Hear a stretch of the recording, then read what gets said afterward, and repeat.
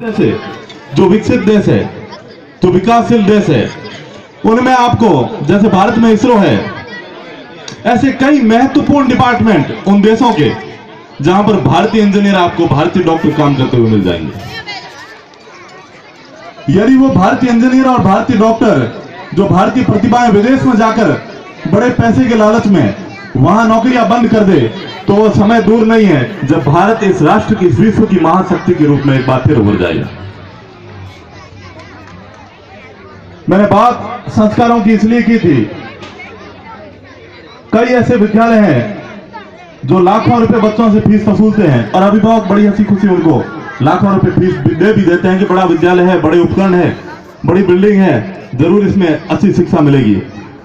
ऐसे विद्यालयों में जब ये अखबार के पहले पन्ना पे खबर छपती है कि 11वीं और 12वीं के विद्यार्थी शिक्षकों के साथ शराब पार्टी करते हुए मिले, तो शर्म से सर झुक जाता है कि हमारे मारवाड़ में, हमारे राजस्थान में ऐसे भी विद्यालय हैं जो बच्चों से लाखों फीस वसूलते हैं और उनको इस तरह की शिक्षा देते हैं। आप जैसा बीज बोगे वैसी ही फसल पाओगे। आपने यदि संस्कार नहीं दी है, बच्चों को संस्कार नहीं दे रहे हो, सिर्फ शिक्षा पर जोर दे रहे हो। हाँ, ये मानते हैं कि आज का समय जो है उसमें वास्तव में बच्चे को हर भाषा की जानकारी होनी चाहिए, हर तरह की शिक्षा की जानकारी होनी चाहिए, लेकिन उसको इस तरह की शिक्षा मत दीजिए कि वो अपने संस्कार, जो हमारे पूर्वजों से, जो हमारी पीढ़ियों से जो संस्कार चलते आ रहे हैं, उन संस्कारों को वो बच्चा भूल जाए। एक उदाहरण मैं आपको देना चाहूंगा और मैं हर कार्यक्रम में उदाहरण देता हूं। पिछली बार जब मैं जयनारायण व्यास विश्वविद्यालय का छात्र संघ अध्यक्ष था, हमारे विश्वविद्यालय में लाखों छात्र, नियमित और प्राइवेट, लाखों छात्र अध्ययनरत थे।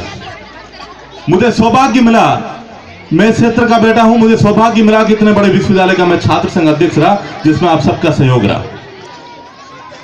उसी समय मेरे कार्यकाल में एक जेएनयू,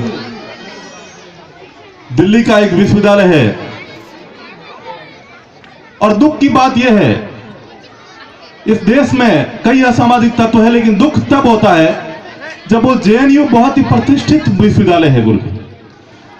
उस विश्वविद्यालय में पूरे विश्व में उसका उदाहरण दिए जाते हैं। मैं आपको बताऊंगा तो आपको आश्चर्य होगा कि इस भारत में 10% ब्यूरोक्रेट्स, 10% बड़े आईएएस उसी कॉलेज की देन है, उस जेएनयू की देन। उस जेएनयू का एक छात्र, और छात्र ही नहीं, सब छात्रों का नेतृत्व करने वाला छात्र संघ अध्यक्ष, इस भारत माता के खिलाफ नारे लगाता है, और इस तरह के नारे लगाता है कि हम सबको भारतीय कहने से शर्म महसूस होती है। कुछ लड़के जो उनकी सोच के हैं, वामपंथी है, वो ढपलिया बजा के कहते हैं कि कितने अफजल मारोगे, हर घर से अफजल निकलेगा। और पूरे देश में कई हिंदूवादी संगठनों ने, अखिल भारतीय विद्यार्थी परिषद ने, जिसका मैं हिस्सा रहा हूं, उसका विरोध किया। जगह जगह विरोध हुआ, सड़कों से लेकर संसद तक उस लड़के का विरोध हुआ। लेकिन मीडिया के लोग यहां विराजमान होंगे, ये कहते हुए बड़ा दुख होता है कि इस देश में ऐसे देश विरोधी नारे लगाने वाले, ऐसे राष्ट्र विरोधी लोगों के पक्ष में मीडिया ने उल्टा उसको हाईलाइट किया। वो आंदोलन सारे दब गए और उसकी जमानत हो गई, और वो जगह जगह आजकल राजनीतिक रैलियां करता हुआ घूम रहा है। ये इस देश के लिए, आने वाली पीढ़ियों के लिए, युवाओं के लिए बहुत ही गलत है। मेरा यह मानना है कि ऐसा कानून होना चाहिए,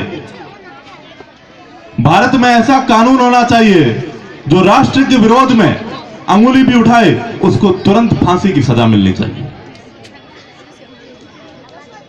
हम लोग बहुत भाग्यशाली है, जिस क्षेत्र से हैं, जिस धरती में हम पैदा हुए हैं, हम बहुत भाग्यशाली है। हमारे अंदर ऐसे संस्कार है, बच्चों को जो माँ जैसे संस्कार देती है, बच्चों में वो संस्कार रहते हैं। और हमारी माँ इस पोखरण की धरती ने इस राष्ट्र के हित के लिए विश्व के सबसे शक्तिशाली परमाणु बम उसको सहा है, उसको अपने गर्भ में सहा है। हम इस धरती के हिस्से हैं, हमें गर्व होना चाहिए जिसने देश हित के लिए और यहां के नागरिकों ने हंसी खुशी ऐसे झटके को सहा है। हम उसके बच्चे हैं तो हमें गर्व होना चाहिए, हमारे अंदर संस्कारों की कोई कमी नहीं है। गांव गांव से पधारे हुए और इस पोखरण के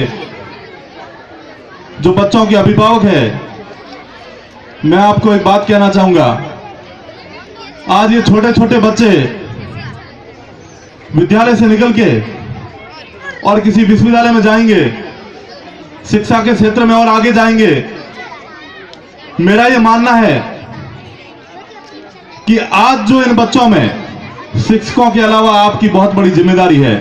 आप इन बच्चों में आज जैसे संस्कार दोगे, ये बच्चे जीवन भर वैसे ही संस्कारित रहेंगे। ये जिस क्षेत्र में जाए, ये जरूरी नहीं है कि स्कूल के दिनों में बहुत बड़ा काम कर दे। ऐसी कई हस्तियां रही है, देश ही नहीं पूरे विश्व में ऐसी कई बड़ी हस्तियां रही है जो अपने स्कूल के दिनों में असफल रहे, लेकिन उन्होंने अपने अपने क्षेत्र